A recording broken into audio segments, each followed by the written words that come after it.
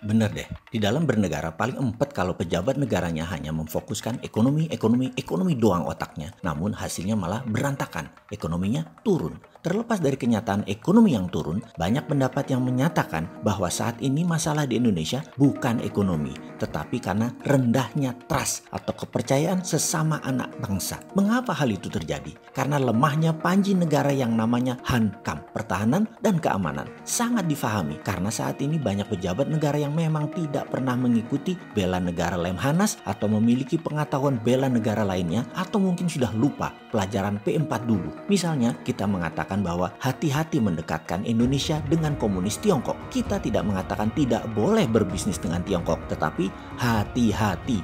Hati-hati karena kita tahu bahwa Tiongkok menjalankan strategi ofensif yaitu kolonialisasi 5.0.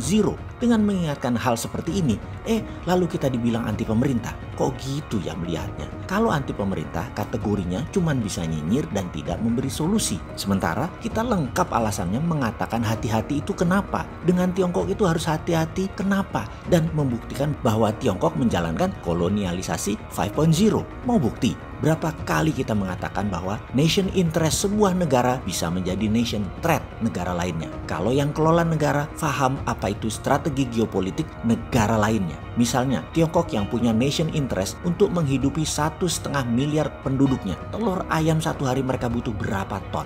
Bahan bakar minyak BBM mereka butuh 10 juta barel per harinya. Gas, beras, minyak goreng, berapa ton per harinya mereka butuhkan. Sebagai negara produsen, mereka juga memerlukan bahan baku industri yang berkelanjutan. Dan strategi bernegaranya disusun rapi sejak 40 tahun yang lalu. Inilah nation interest Tiongkok yang bisa menjadi ancaman nasional negara lain termasuk Indonesia kalau sadar bernegara. Kita review mundur sebentar pelajaran bernegaranya. Dulu Indonesia punya Repelita, rencana pembangunan 5 tahun. Mulai dari ketahanan pangan hingga membangun industri dalam 6 Repelita. Repelita adalah pengejauhan tahan dari GBHN, garis besar haluan negara. Ketika demokrasi ala Amerika masuk dengan berubah undang-undang 2002, bubrah itu GBHN. GBHN sekarang nggak ada lagi. Sehingga sudah tahun ke-18 saat ini Indonesia bernegara hanya menghabiskan APBN. Berpolitik hanya rebutan APBN. Pejabat hanya membuang APBN bukan untuk hal yang produktif, bukan hal yang menghasilkan nilai tambah.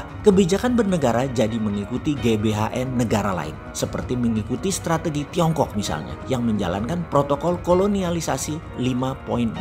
Kita buktikan, kita mengingatkan strategi close loop-nya turis Tiongkok di Bali. Pertama, beli hotel penginapan mulai dari kelas melati sampai bintang 5. Lalu beli restoran, lalu beli toko oleh-oleh, lalu atur biro perjalanan di Bali dengan kendaraan bis, penterjemah, lalu bekerja sama dengan beberapa toko, kafe, dan restoran untuk menerima pembayaran. Ketika pesawat mendarat di Bali, para turis tersebut dijemput bis, dibawa ke hotel milik mereka, lalu makan di resto milik mereka, lalu menonton tari kecak ke tempat wisata, balik lagi makan di resto lain lagi milik mereka juga. Terus berhari-hari begitu, kemudian pulangnya beli oleh-oleh di toko mereka, sampai balik ke pesawat lagi, semua dikawal dengan ketat. Apa yang Bali dapat? Tidak lebih 20% dari fulus Tiongkok ditambah tokai dan kencingnya Tiongkok tadi di Bali. Uang semua menggunakan Alipay, WeChat Pay, dan uang digital e-renminbi, apapun itu, muter semua di dalam sistem keuangan Tiongkok. Itulah salah satu bukti kolonialisasi 5.0. Mau kita teruskan lagi?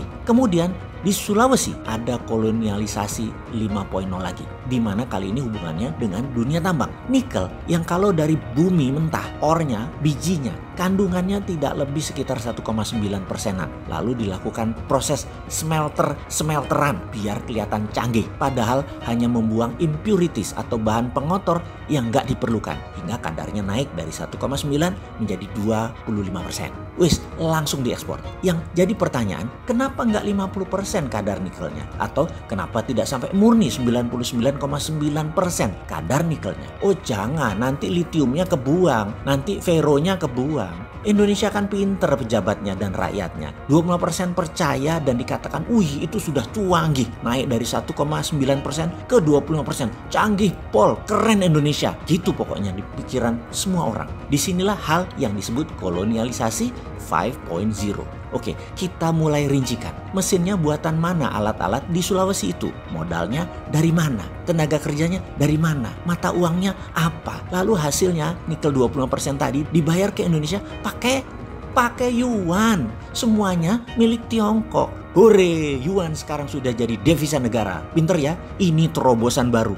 Yuan jadi devisa negara. Hebat. Bener deh. Kalau saya nih Menteri Keuangan, tidak sudi saya dibayar yuan. Kalau dibayar dolar gimana? Nggak sudi juga. Saya minta dibayar pakai emas. Gila aja sekalian. Tetapi ini bentuk lain dari cara nyindir. Karena banyak yang akan berpikir, kalau dibayar pakai emas, emasnya tadi tetap utuh karena bisa jadi underlaying cetak rupiah. Lalu ada lagi yang nanya, lah kalau emas nanti kalau kita mau beli impor minyak BBM dari Timur Tengah, mereka minta dibayar dolar. Kita nggak punya dolar, bagaimana?